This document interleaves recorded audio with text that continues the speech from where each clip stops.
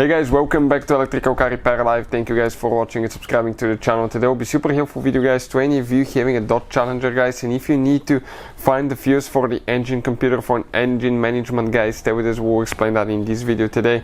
You have multiple fuses, up to 5 fuses, so if you have problems, okay, always check these fuses. We'll explain what you should probably do before you remove fuses as well, and something else guys, you always need to test fuses. Don't just assume they're good when you look through them, because okay, you may not see the problem, and we'll explain why. So all that will be covered in this video today.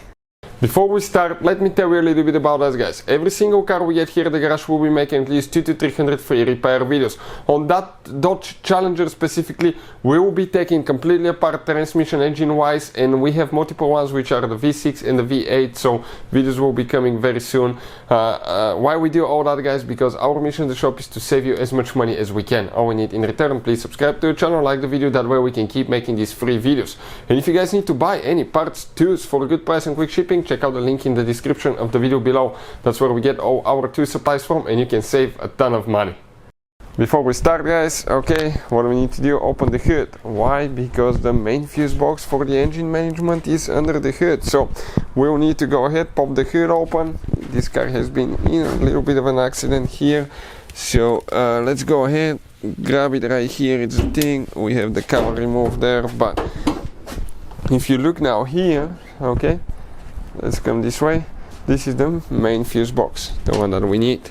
How do you open? You have two things. I need to squish towards each other, pull it open, you can remove it.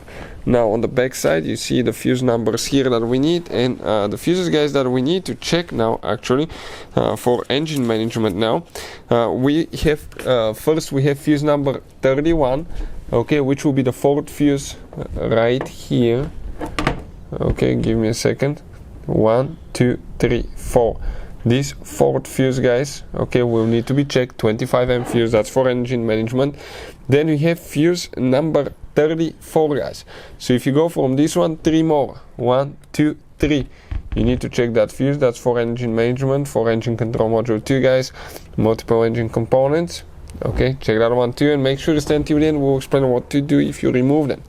Then you need to check that fuse as well. So far this one, and then we have, okay, one more that we need to check after that, and we're talking about fuse number 37 guys. That will be the third fuse right here, the third from right to left.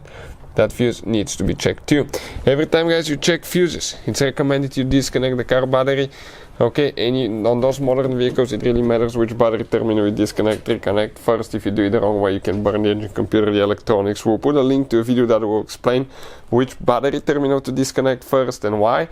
And another thing, always test the fuses and relays. I'll put a link in the description of the video below that will teach you how to test fuses, relays in a few seconds practically guys, so please check it out.